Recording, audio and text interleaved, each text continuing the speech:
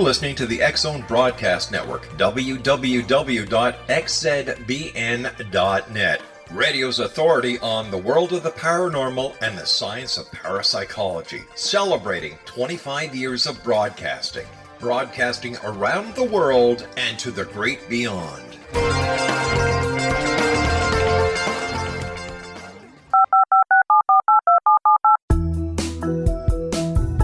Did you know that when you're on the road with limited data or Wi-Fi, you can still listen to the X-Zone Radio Show with Rob McConnell, The Science of Magic with Gwilda Wiyaka, High Tech with Corey Kay, and every minute of the 24/7, 365 programming of the X-Zone Broadcast Network by calling 712-432-9459, courtesy of TalkStream Live. No smartphone, app, or internet needed. It saves your data plan, and it's free if you have unlimited minutes. Call 712-432-9459 to listen on any phone, anytime, anywhere. Remember, 712-432-9459 for the best of paranormal, new age, thought-provoking, sci-fi radio programming 24/7, 365.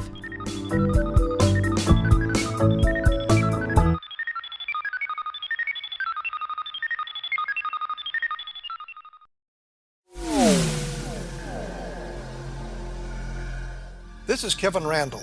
For nearly 30 years, I have been investigating the case of the Roswell UFO. I have interviewed hundreds of people and stood on the crash site.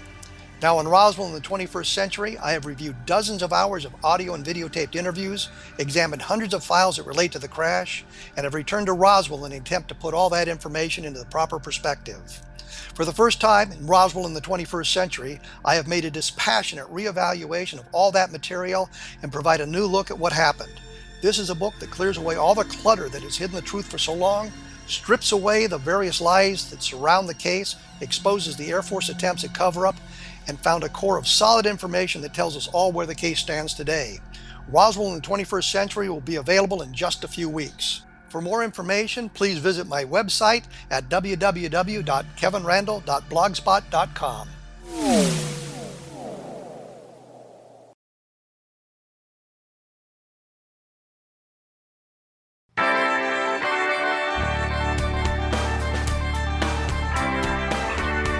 You're listening to the X-Zone Broadcast Network, www.xzbn.net. Radio's authority on the world of the paranormal and the science of parapsychology, celebrating 25 years of broadcasting. Broadcasting around the world and to the great beyond.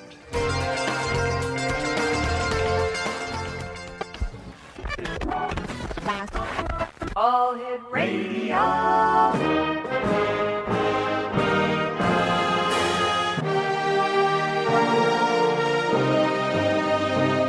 Welcome to the X-Zone, a place where fact is fiction and fiction is reality. Now, here's your host, Rob McConnell.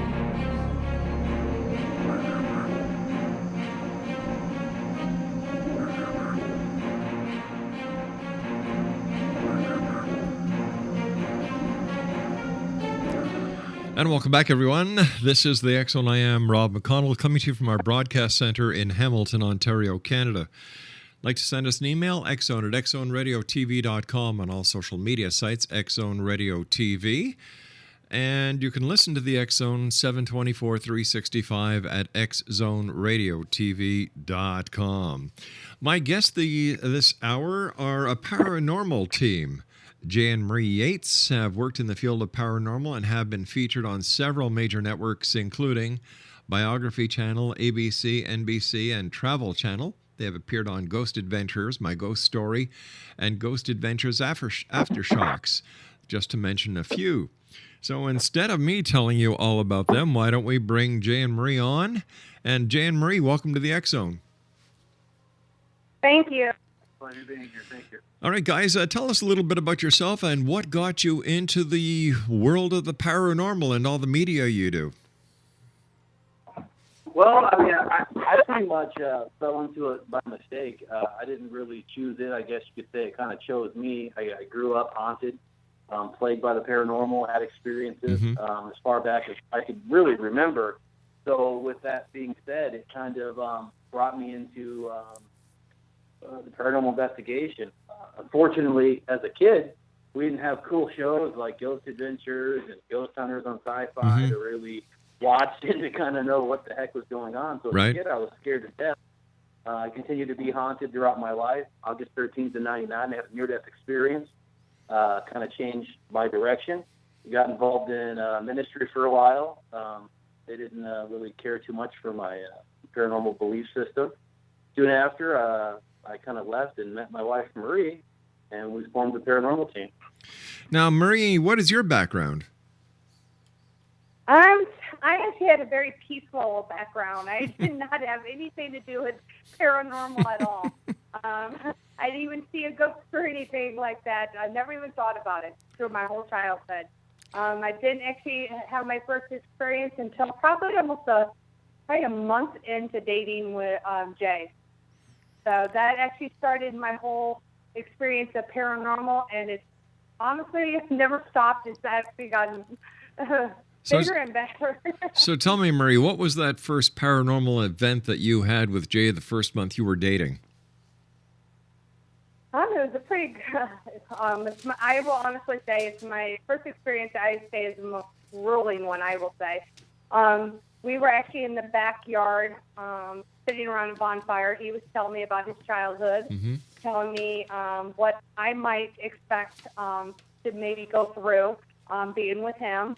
All of a sudden, we started having a freezer that's located in our garage fly open and throwing food out of the freezer. Wow. So I'm like, okay, I'm trying to find every way possible to debunk it. Like, okay, it just slipped, whatever, So we fixed it, put it back in the freezer, sat back down. He started talking more about his experiences.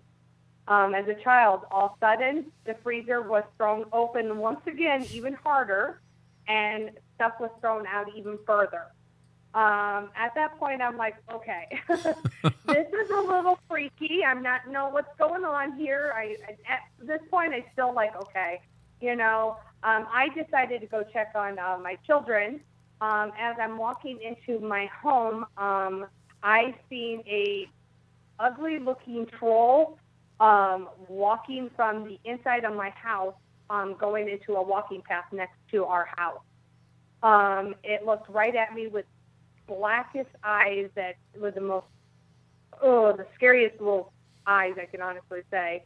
And it was full body. It was like it was like a human, but it was like a troll looking with, everything looking disfigured completely. Oh my gosh. And it was just like, okay, I screamed probably the loudest I've ever screamed in my life because I really didn't know what it was. Jay come running, and he was like, what? And I'm like trying to explain to him what I seen. At the same time, like this darkness came above our home. And at that time, I'm like, okay, I'm done. I went in the house. I was checking on my kids. All right, guys, we have to do a little bit of a cliffhanger here because I have to take the first break. Exo Nation, Jay and Marie Yates are our special guest this hour, www.thecopscrew.com, and we'll be back on the other side of the short break as we continue here in the X-Zone from our broadcast center in HamiltonOntario.com. The X-Zone with yours truly, Rob McConnell, and my guest this hour, Jay and Marie Yates. We'll all be back on the other side of this break. Don't go away.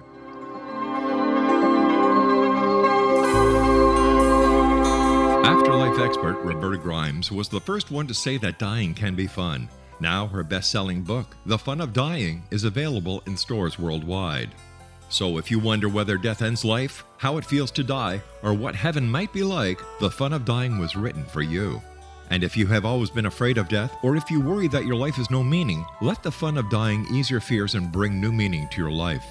Nothing said in The Fun of Dying is based on the teachings of any religion. Instead, Roberta draws on evidence to explain how death happens, how it feels, and what comes next. A lot of the best death-related evidence was produced in the first half of the 20th century. When it is put together with recent discoveries, it tells a consistent and amazing story. Roberta Grimes blogs and answers questions at robertagrimes.com. Her wonderful book, The Fun of Dying, is available on Amazon and at stores worldwide wherever books are sold. You're listening to the X-Zone Broadcast Network, www.xzbn.net.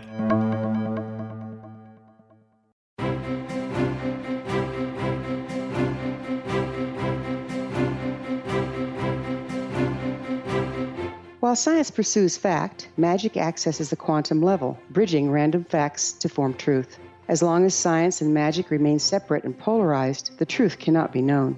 I'm Gwilda Wiyaka. Join me on the Science of Magic radio program dedicated to unification and evolution of consciousness. During each episode, I'll be speaking with experienced and respected scientists and mystics. From astrologers to astronomers, from medical doctors to shaman, the scientific method to dowsing and intuition, we will weave together information from seemingly divergent practices to promote unity and enlightenment. Join me, Gwilda Wiyaka, and the Science of Magic right here on the X-Zone Broadcast Network. For more information, visit www.thescienceofmagic.net.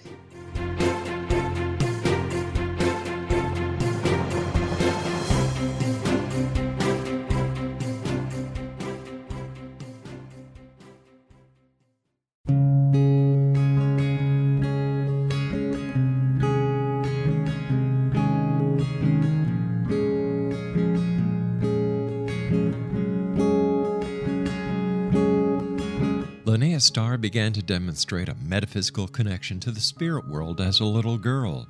Her family noticed the connection, but it was a great-grandmother who told the family that Linnea was indeed gifted. The great-grandmother, who was also gifted, felt that Linnea had indeed inherited these attributes. It has been noticed that oftentimes such things are passed down through the generations. Linnea was also born with a caul, a thin white membrane across a newborn's face. Legend has it that if the baby is born with this caul, the child will have second sight, or what we call psychic abilities. Linnea Starr does past, present, and future, and has the gift of prophecy. It is written within scriptures that if you are able to give factual information, and prophecies indeed come true, the gift indeed comes from the divine realm. Linnea Starr does large interactive groups as well as private gatherings. For more information on Linnea Starr or to contact Linnea for a one-on-one consultation, visit her website at www.linneastar.com. That's www.linneastar.com.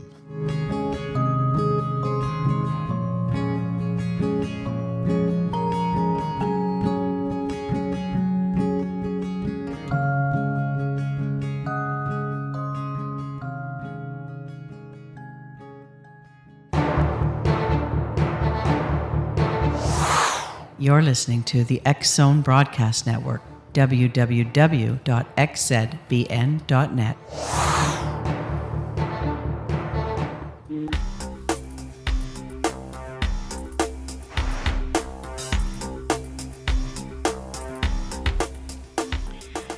Welcome back, everyone. Jay and Marie Yates are my very special guest at this hour, www.thecopscrew.com. And Marie, before we went to the break, had a bit of a cliffhanger because here you are, your first date with your new guy, and you never had an experience with the paranormal. All of a sudden, if you'll excuse the expression, all hell breaks loose, and and here you are still with him. I know, it's a very strange thing. You know what? His looks, I guess that kept me. Hey, I gave her the disclosure that night, so she knew what she was doing. Listen, guys, tell me, how and why did you form your paranormal team? Really, honestly, after us getting together, like she had mentioned, things seemed to, after we, got married and everything, tension with the other side tended to pick up a lot more rapidly than in years past, and we were going through a lot at that time. We was going through some health issues, and so we were doing some job changes and stuff at the time, and we just so happened to stumble upon a great, demonic haunting in our own home. Really? So, yeah, we went through hell and back, to be honest. We we had, my kids, my wife, myself, we were all affected by it. This is before we were going out and taking residential and big businesses. We were just pretty much poking around cemeteries and historical sites prior to that. And all of a sudden, we had moved into a new apartment and trying to start a new life. And everything just kind of got away from us. And we reached out for help in the paranormal community and with clergy and everything. And it didn't really prevail to anything. It just kind of, everyone snubbed their nose at it because they didn't really want to take the case. So I went about myself with Marie, and we kind of took it on by ourselves, and we won. So, but I can still tell you today, I mean, we're still very much still haunted, but that's kind of how Crossing Over Paranormal Society, the cops crew, got started is we really went through our own haunting ourselves, and get the help that we were really looking for out there. That's not to say anything bad about, paranormal teams, because realistically, who really wants to take some type of demonic case where people are being scratched, things are being thrown, and they could potentially become harmed in the process, which I completely understand now. But we're the kind of team that will take residential cases. We only respond to the worst of the worst, and we try to get out there and really help people that are really struggling with the paranormal on a daily basis, like what we want to do, So that's kind of why it took off, and that's kind of why we did it, just because we were like, we didn't find the help exactly that we wanted when we went through it. So once we were able to conquer it to a point, we said, well, why don't we go out and help other people and see what we can do? And we've been doing it ever since and haven't looked back. What a great thing to do for other people. Marie, what was it like for you going on your very first investigation? Not the first date now, the first investigation where you actually could anticipate that something was going to be really strange. I will honestly say the very first time, even though I had some experiences after this, before we went on to this case, I was the first one to try to debunk almost anything that happened. One thing I really will say is going on to investigations, especially with residential, I actually enjoy speaking to the client. Just because we actually have gone through it ourselves. So it ain't just like, there are any paranormal groups that we actually live it every day.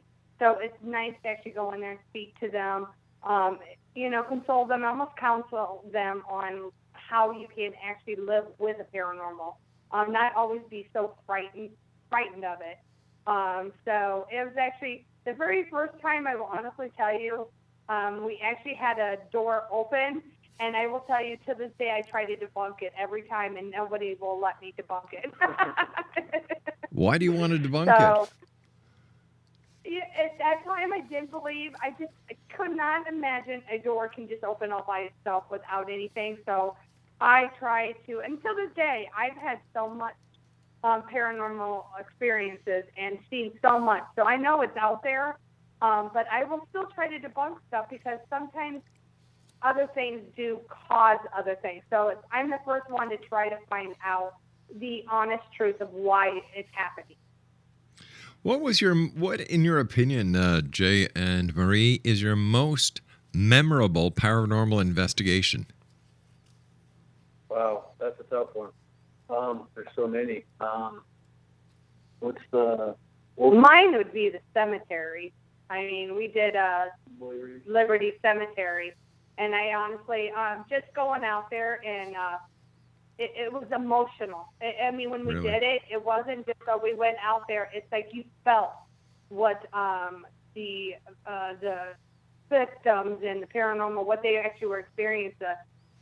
You felt it walking through the cemetery. We had actually something follow us home as well.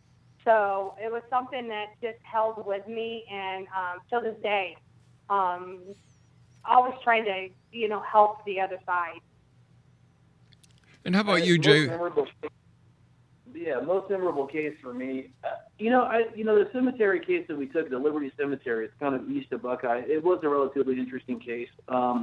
We went there. It was a very emotional setting because a lot of these people, you realize, that were buried there, they weren't marked graves, number one. A lot of children that were buried. There was a flu epidemic that had swept through this area, like 70 years ago or something, 80 years ago, or even sometimes further back, depending. But, we had a lot of crazy experiences happen. There was the first time of us investigating together to where just to kind of get like emotionally involved with the investigation of the place. I became relatively obsessed with it. I remember asking a particular gentleman that was well known here in this community that had passed away to come forward and shake my hand. And I remember feeling that feeling of that contact from that ghost and the sensation and the electricity in my hand. It was incredible. Something at that point that I hadn't experienced at that level as far as touching was concerned. But yeah, we had a little boy that seemingly followed us home, and it lasted a while. It did not want to leave. But I remember waking up after the investigation at like, between the hours like 2:30, something like that in the morning.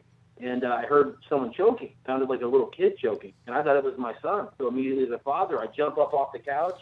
I'm like, oh my gosh, is my son okay? And I look at my front door, and there's a kid in period dress around 11, 12 years old, standing there, just looking straight at me. And then in a brief second, me looking at him, I'm looking at the clock. It changes to the, another minute later. I'm like, okay, I'm awake.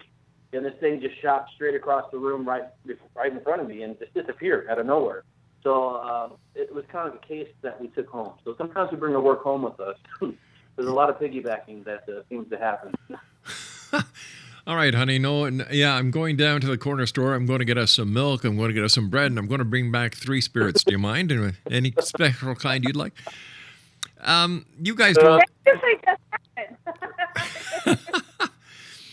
How do you guys protect yourself when you go out on investigations to make sure that you aren't harmed, or that other members of your team aren't harmed, or that you guys don't bring anything home with you?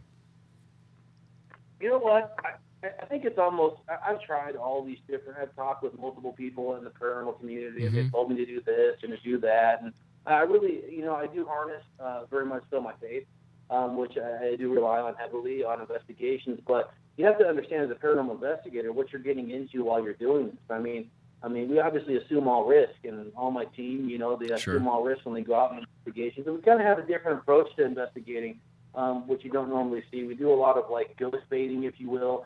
So it's with intent to make contact. I know Marie, she gets what you would call, quote unquote, attacked quite often by things. But we look at it as an attack because we see scratch marks on someone's shoulder or their arm, or, temporary welt marks. But are those spirits really trying to hurt us, or are they really just trying to communicate with us and tell us a story? We asked them to come forward. We wanted them to manifest. So as an investigator, sometimes I look at it when people say, oh, we were attacked, as maybe you were just communicated with by the other side and not so much harmed or hurt. Where do you draw the line between a spirit who's trying to hurt you and a spirit who's trying to communicate with you? How do you differentiate between the two? Well, we were recently on a residential case, and we don't take a ton of those a year, maybe like 5 or 6. And we were recently on an investigation, and that was involving a child that was being harmed and whatnot. Right. But we more or less came in there just to, the mother felt like she wanted to find out whether or not this is or is not happening, pretty much. And we went in there very mildly, just with our equipment, very scientifically, as much as we possibly could. And Marie ended up getting scratched. I immediately, she became sick and nauseous, and I called the investigation at that point with her and had her just, why don't you go sit outside, honey? Why don't you just, take a break? Sure. So, if it gets to the point to where someone's, getting sick or nauseous, especially my wife, I don't want to see that. I'll try to take it as far as I possibly can personally, but what it seems is that, me trying to make the contact that I'm trying to make, and if something's trying to agitate or, harm or communicate, it seems to generally use this Marie as the object in which it does so, and not so much me, which I find very interesting. So we do a lot of trying to understand that. Well, could it be possible? Could it be possible because Marie is so new into this realm compared to yourself, who has grown up with it, and maybe your skin's a little thicker than Marie's when it comes to the paranormal? I don't know. It's hard to say. It's quite possible. I'm definitely open for interpretation and opinions, because it's something that we're looking at. Because obviously, we don't know everything, and none of us do in this field, and we try not to claim that, of course. But it makes you wonder. Yeah, is it Is it maybe that the spirit realm is more, knowing that I could see this, and I've been through it for so long that maybe it doesn't really want to bother with me, maybe more so influence my life. I don't know. It's a really good question. All right, guys, stand by. We've got to take our news break at the bottom of the hour. We'll be back after this short break with our two very special guests this hour, X-Zone Nation, Jay and Marie Yates. And we're going to hear more of their paranormal stories as we continue here in the X-Zone from our broadcast center in Hamilton, Ontario, Canada.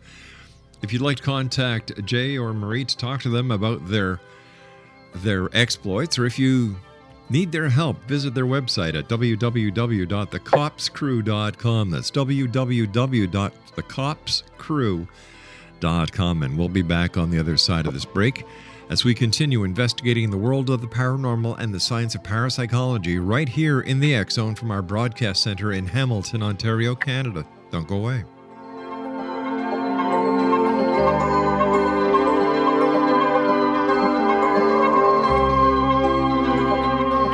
Wouldn't you love to know the secret to everything? Well then, meet Dr. Kimberly McGeorge and her cutting-edge breakthrough knowledge that combines science with possibility. Dr. Kimberly brings real-life answers and healing to those open to alternative solutions. She teaches solution-based programs and classes that will change all areas of your life forever. Specializing in conscious creation, intuitive readings, and energy medicine, you can rapidly shift health, relationships, business, and money in abundance challenges quickly. Receive her best-selling book, Secret to Everything, at no cost by going to secrettoeverything.com/X-Zone. That's right, transformation can start now. Just go to secrettoeverything.com/X-Zone and receive Dr. Kimberly's book for free. You're listening to the X-Zone Broadcast Network, www.xzbn.net.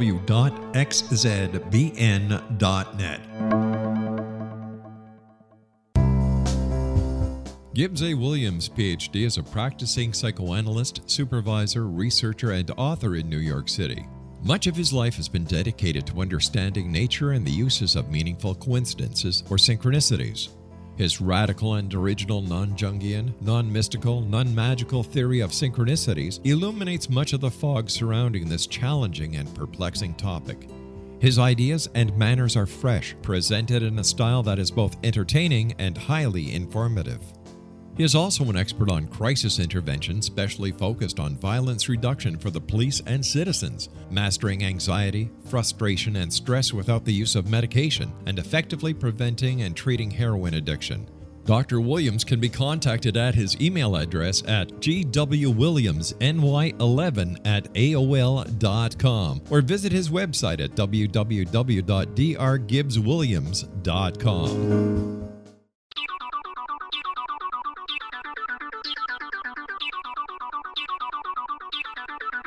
Join High Tech with Corey K. weekly here on the X-Zone Broadcast Network.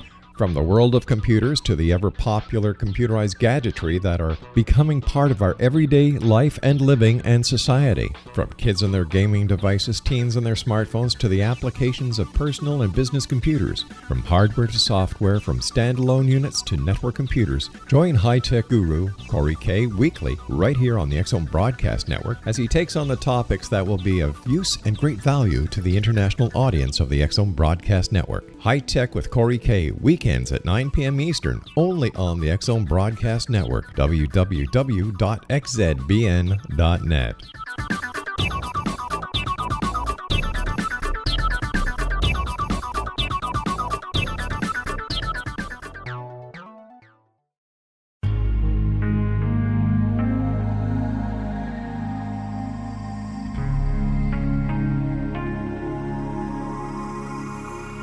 The scientist and the mystic have been on an age-old, relentless search with one thing in common.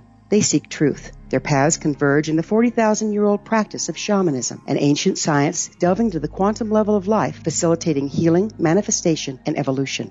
I'm Gwilda Wiyaka, the founder and director of Path Home Shamanic Arts School, a unique Colorado State-certified occupational school, training shamanic practitioners and teachers. We also provide classes for empowering personal lives through shamanism. Our certification classes are in week-long segments enabling international participation, and online classes and long-distance shamanic healing sessions are available. Come discover the science of magic in the limitless world of shamanism. www.findyourpathhome.com.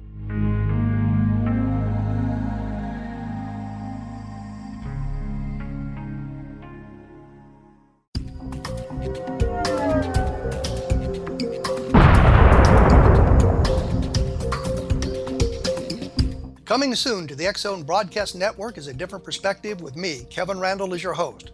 We'll be taking a close look at what is happening in the world of UFOs today with side trips into the paranormal. Guests will range from those who are household names to those who have a different perspective on a variety of topics.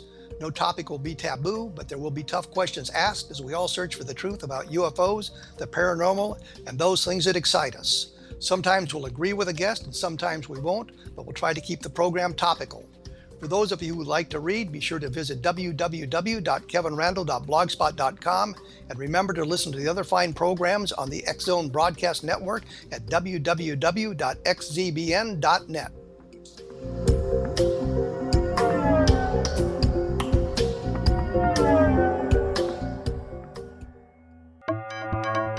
You're listening to the X-Zone Broadcast Network, www.xzbn.net.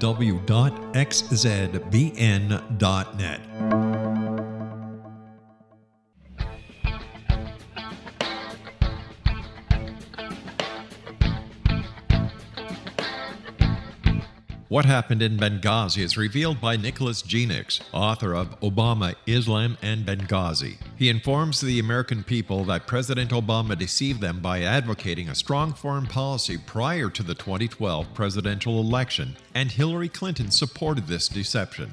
As the title infers, there is a connection between Obama, Islam, and Benghazi. Ample evidence informs Americans that Obama's early indoctrination in the Quran developed an affinity for Islam, why the Quran is the source of discontent in many countries, and why the Obama foreign policy deception led to poor military action and caused the loss of American lives in Benghazi. Genix provides 36 questions for the Select Committee on Benghazi to validate if Americans are justified to mistrust President Obama and Hillary Clinton. An overview of Obama, Islam, and Benghazi is presented on the website www.futureofgodamen.com. That's www.futureofgodamen.com.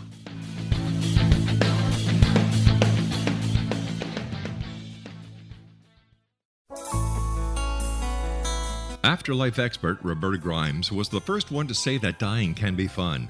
Now her best-selling book, The Fun of Dying, is available in stores worldwide. So if you wonder whether death ends life, how it feels to die, or what heaven might be like, The Fun of Dying was written for you. And if you have always been afraid of death, or if you worry that your life has no meaning, let The Fun of Dying ease your fears and bring new meaning to your life. Nothing said in The Fun of Dying is based on the teachings of any religion. Instead, Roberta draws on evidence to explain how death happens, how it feels, and what comes next. A lot of the best death-related evidence was produced in the first half of the 20th century. When it is put together with recent discoveries, it tells a consistent and amazing story. Roberta Grimes blogs and answers questions at robertagrimes.com. Her wonderful book, The Fun of Dying, is available on Amazon and at stores worldwide wherever books are sold.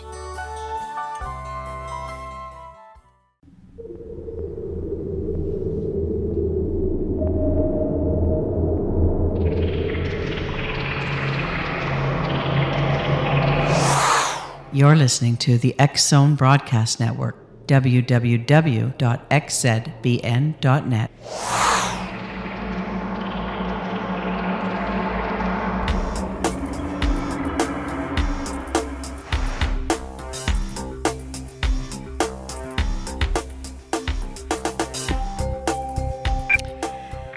Welcome back, everyone. Jay and Marie Yates are our special guest this hour. www.thecopscrew.com.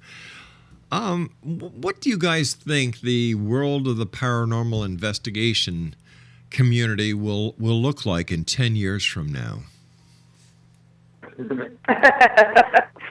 I don't know. Hopefully it's a more tight net community. You know, hopefully there's more people willing to work with others, so we can all learn from each other and learn different techniques. And just recently I had an opportunity to work with some great people out at the Yuma prison here in Arizona. And I learned some things that I was looking at Marie, and I'm like, why the hell haven't we been doing this all along? Like, it's, it was just different techniques that I had never seen before. So different technologies that people are, putting together. So my hope is in 10 years that we can work together a little bit more peacefully, a little bit more civilly, and not be so judgmental, I guess, in thinking that one person is better than the other, and that we can kind of all, get on the same page a little bit. That'd be great. It'd be nice for all paranormal groups. Everybody has their own difference of how they do it, what they think, and all that. That's one thing about our group is every person on our team is a totally different kind of background. So we're very open to everything. So it would be nice to see that in the whole paranormal community. Open to everybody and not judgmental on everybody else's decisions, how they do investigations and stuff. For example, like our team is made up in the beginning, of course, we were very like, okay, the crew has to be made up of this. Sure. COPS crew is our acronym. The majority of us in the beginning had all law enforcement background, which is in part of the name, the acronym rather, COPS, So it was, we looked for people with honesty and integrity, of course, to be with us out there in the field. And we kind of wanted, in the beginning, like-minded individuals that, have a Christian background, this and that. And I realized that was a big mistake. And the reason why I realized that was a big mistake is because most of the cases we were taking, they weren't all Christian. You had Wiccans, you had atheists, agnostics, Catholics. I mean, it was all different backgrounds in Christianity. Sure. People that were involved in witchcraft and magic and things like that. So I'm like, why are we just segregating ourselves? I mean, we would learn so much more if we brought people in with different backgrounds and opinions. And thus we started bringing in people. We have a Catholic, agnostic, a Wiccan, a Buddhist, two Buddhists. We also have someone that even teeter-tottered using, satanic type stuff back in the day.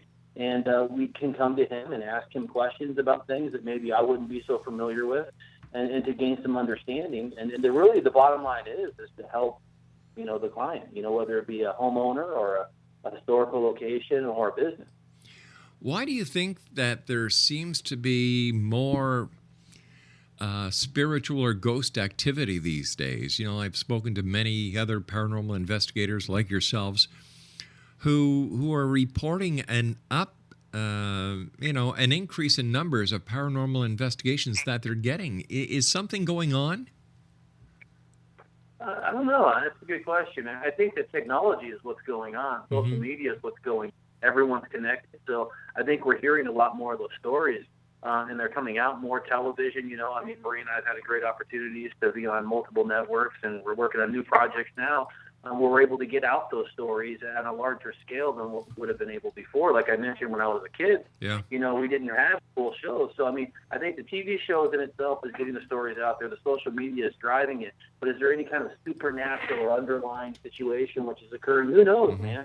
I think it has to do with when you open yourself up to it, just like me. Through my whole childhood, I never seen or experienced anything. Well, I never actually brought it into my life. I never thought about it. I never went out there. I never seeked it.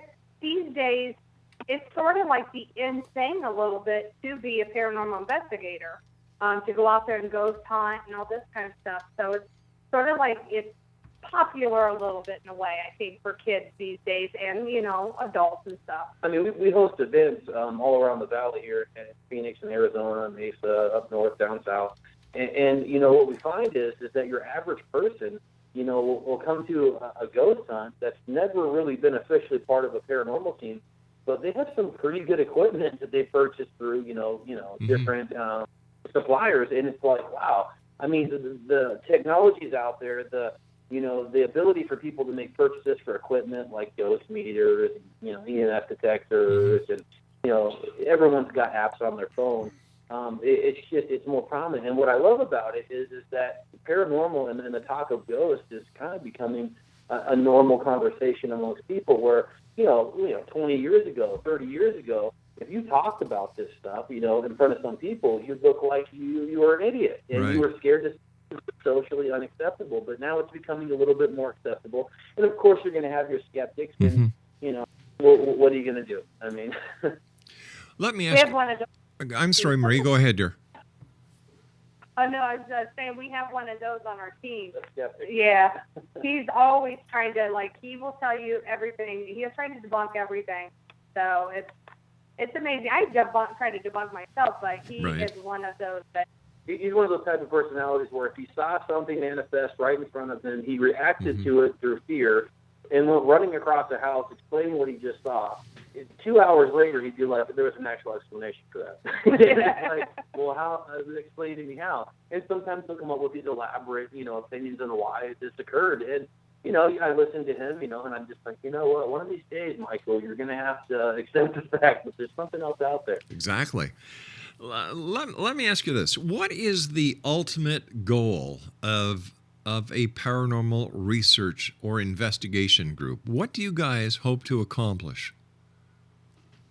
Our mission statement is very clear. It's to seek truth, understanding, and proof of the paranormal by any means necessary. So for us, if we could seek truth, and we could seek some type of understanding and get some proof, then we can kind of, relate to our clients, even if we don't get that great evidence. Because let's just face it, when we go out on investigations, what do we spend? We spend 4, 5, 6 hours maybe in a location, and then we're gone. These people that are having these claims are there 24/7, or they're there 40 hours a week, for 3 years going through this. So for us to assume that we go out there in a brief amount of time and to be able to gather all this elaborate evidence, it's kind of difficult. So I think really what it is us to be able, if we can't catch all that evidence, let's see if we can kind of, provide some kind of explanation by historical value, looking at the land, the building, the property, the items within it, maybe some things that are going on internally inside that location. But the ultimate goal,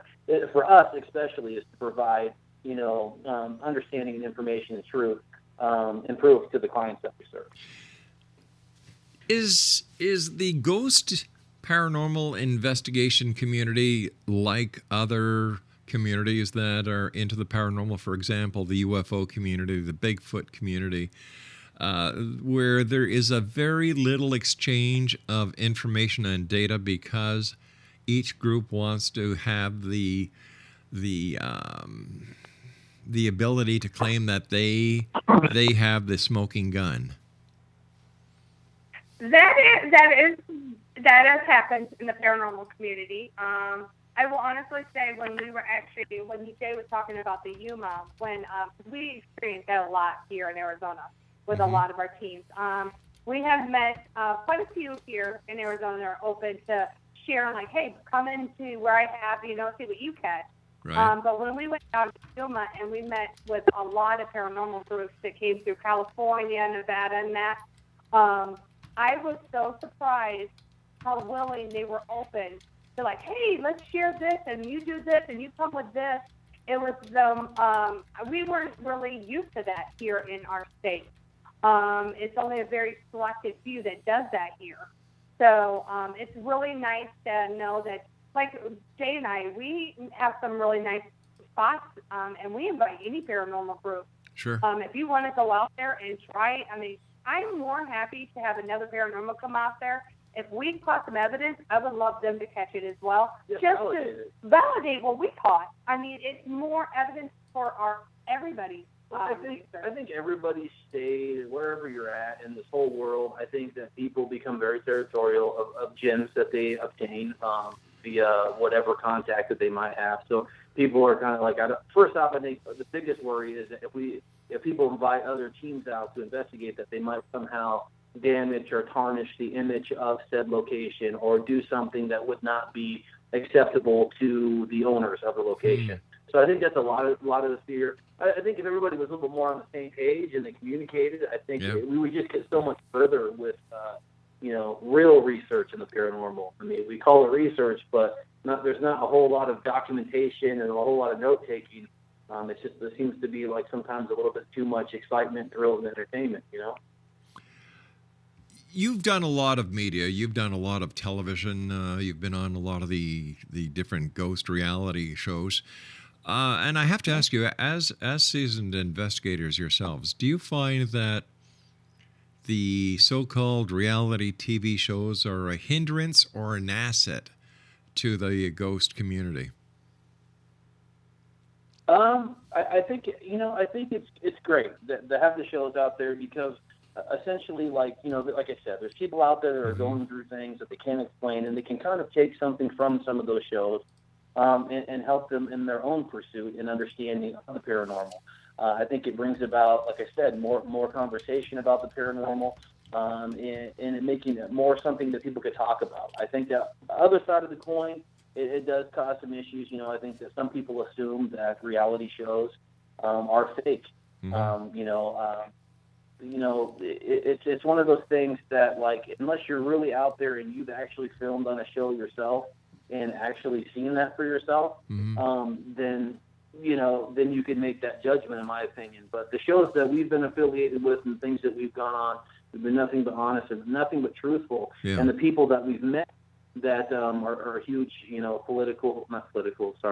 public figures in the paranormal community on television, reality stars or whatnot that are doing what we're doing, they're very honest and they're very passionate about the field. And I was kind of surprised by some of the big players that I've seen in the TV world, in the paranormal genre, how incredibly kind that they were and how much passion they really had for it. Because sometimes we watch it on TV, and we go, wow, like, is that? Because I was one of those guys before I went on television where I looked at it and I'd be like, wow, I don't know if this guy's telling the truth. Are they faking evidence? I think a lot of times what happens with shows is, they show a lot of the excitement, obviously, that happened during that investigation. Maybe someone jumped because they saw something. It's not that they're not showing anything that's paranormal. They're showing the human experience of these people that are actually out there in these abandoned buildings and warehouses and homes that are investigating. I can't tell you how many times I've jumped when I wasn't, on camera or whatever, because of something that I saw, So just because it wasn't caught on tape and they weren't able to, show that to the audience, it doesn't mean that it didn't happen. I think what the audience needs to realize as well is that when you are out on an investigation with or without a TV crew, you're not doing everything within the constraint of 22 minutes. You're there for hours upon hours, if not days. Exactly. You're exactly right, and that is very true. A lot of our recording from our TVs shows and stuff we've done, a lot of those cameras are in there for like weeks. Yeah. And to put that all in one little TV show to actually, to show people what happens, they do choose the spots that are actually more exciting. Well, of course they do. They want people, yeah. They want people to be entertained. They want That's right. people, excited. And the majority of the stuff that we've done, being like commentary and, us speaking about our own experiences and whatnot and reenactments and whatnot of stories that we've actually gone through on a personal level. Right.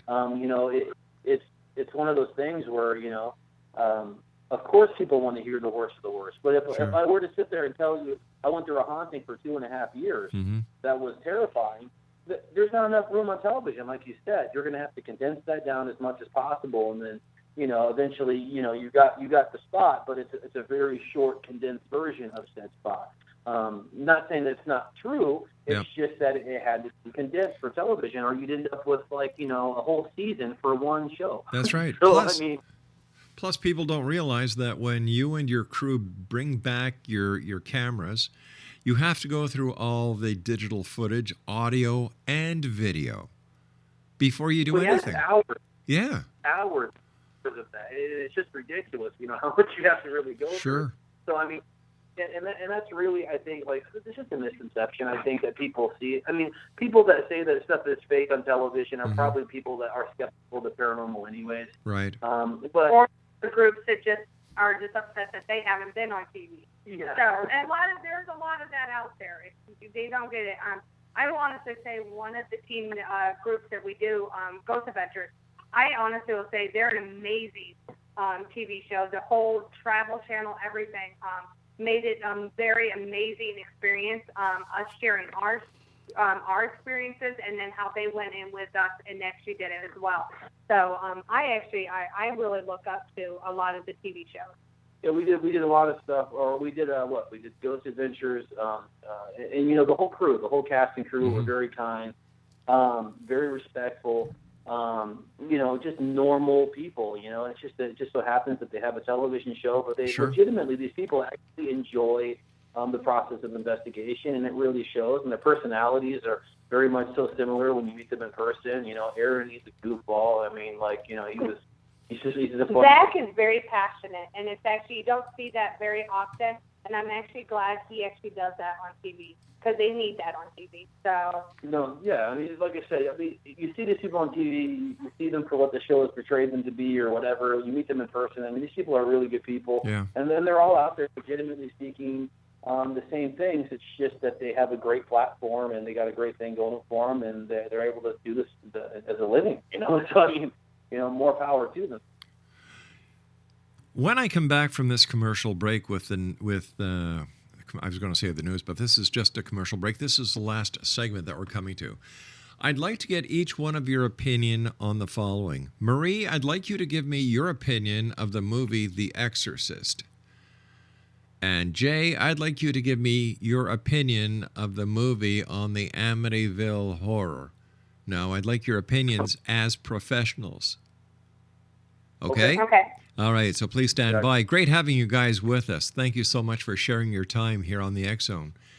X-Zone Nation, Jay and Marie Yates, our special guest this hour, www.thecopscrew.com. And we'll all be back on the other side of this break as we wrap up this hour here in the X-Zone from our broadcast center in Hamilton, Ontario, Canada.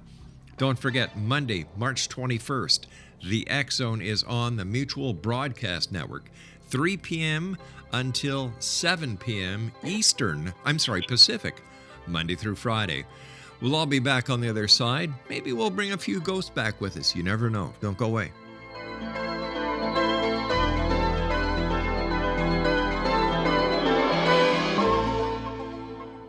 Little children aren't the only ones afraid of the dark.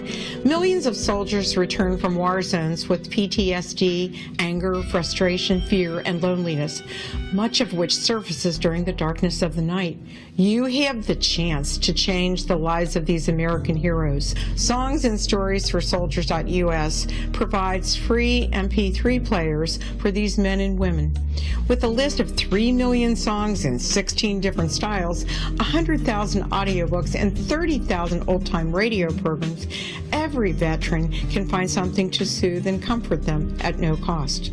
All our players contain an 8-hour audio program designed to help veterans fall asleep. With 1,500 plus vets now participating, it's our goal to deliver 10,000 audio players this year. Go to our website at songsandstoriesforsoldiers.us. Help us help a veteran make it through the night.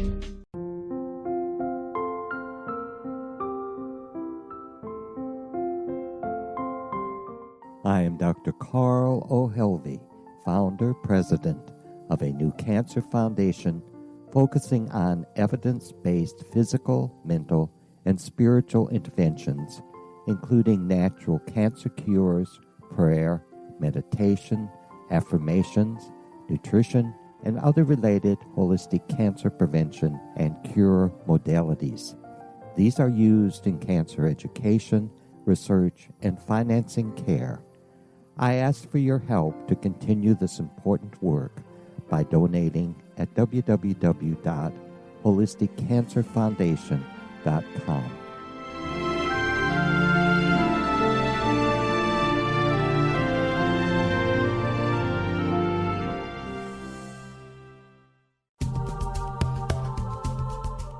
If you enjoy reading a good mystery with a touch of the paranormal, then you'll love From Out of the Woodwork by William S. Peckham. Sean Kennedy, a Toronto contractor, buys derelict houses, guts them, and turns them into multi-family dwellings. When Sean buys 29 Livery Lane, a century house in ruins, and starts the renovation, the house fights back. He is visited by ghosts of owners past. His visions are triggered by touching an oak mantle, reading a faded letter, opening an old locket, or opening a brand new casket in the basement. These visions will take you on a trip across southern Ontario from Niagara Falls to Toronto to Kingston. From Out of the Woodwork is now available in paperback and on your favorite electronic reader. To order your copy of From Out of the Woodwork, go to www.williamspeckham.com. That's www.williamspeckham.com.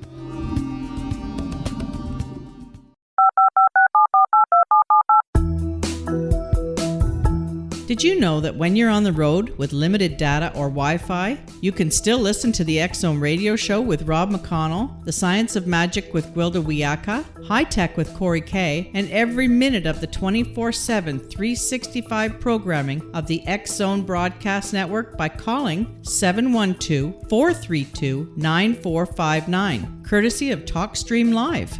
No smartphone, app, or internet needed. It saves your data plan, and it's free if you have unlimited minutes. Call 712-432-9459 to listen on any phone, anytime, anywhere. Remember, 712-432-9459 for the best of paranormal, new age, thought-provoking, sci-fi radio programming 24/7, 365.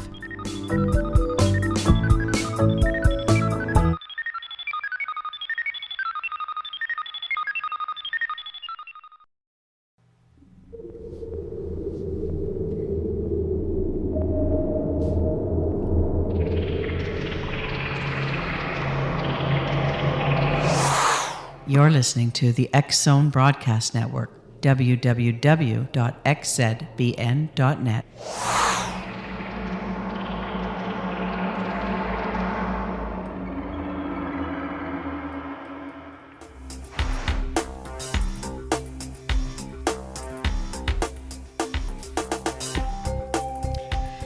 X-Zone Nation, as we have been saying for the past hour, our guests are Jay and Marie Yates.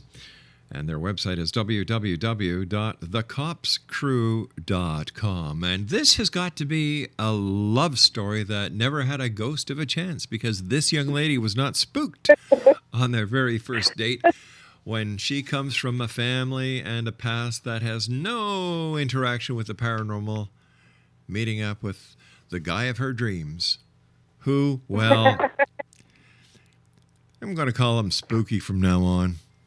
Guys, great having you with us. Thank you so much for joining us. Keep up the great work that you guys are doing. But here's, all right, as I asked you before we went to the commercial break, Jay and Marie, let me see. Let's go with Marie, ladies first. What was your impression as a professional now of the Exorcist movie? I actually thought it was actually a good movie. Okay. It's one movie that I actually did buy on DVD, so I don't usually buy too many anymore. I will say a lot of it in the movie is portrayed. It was very.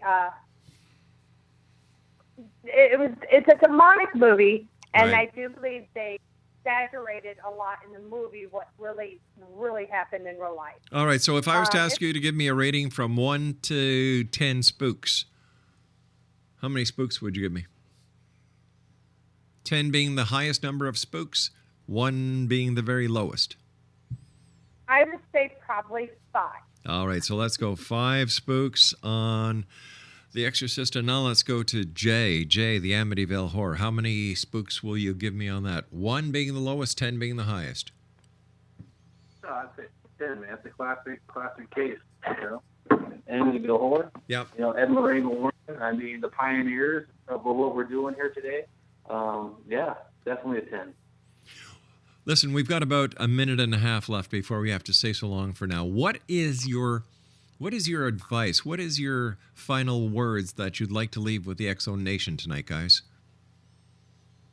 You know, all those people out there that are involved in this field, you know, make it fun, make it enjoyable, or why are we even doing it? You know, find ways to change it up. You know, don't try to follow the patterns that we see from others and that we've seen on television. Try something new and see what we can come up together, and hopefully we'll be able to understand this world we call the paranormal a little bit better, you know. And how about you, Marie? What are your final thoughts? With the whole thing, I know a lot of people are very interested, like I said, into the paranormal right now. I would really I always tell people when I'm ending, I would recommend making sure you know that this is a very expensive hobby to get into. Right. If you're really going to get into ghost hunting, it's not just, you can go and get just a recorder and a camcorder, a camera, and that's it. But to really get into it, what we actually do, it gets pretty pricey. Big growth. So yeah, I would say paint preps almost. All right. I mean, I would. Go on, dear. Quickly. Oh. Quickly. We're good. We're good. I was Oh. thank you. I actually was done. Yeah. Listen, Jay and Marie, thank you so much for joining us. Great talking to you. Look forward to talking to you again. And Exo Nation, if you'd like more information on Jay and Marie Yates, visit their website, thecopscrew.com. Well, that's it for tonight, Exo Nation. I'll be back tomorrow night at 8 o'clock as once again we cross the time-space continuum to this place that I call the X-Zone. So until tomorrow night, to all our guests and to all the great members of the Exo Nation, always keep your eyes to the sky and your heart to the light. Good night, everyone.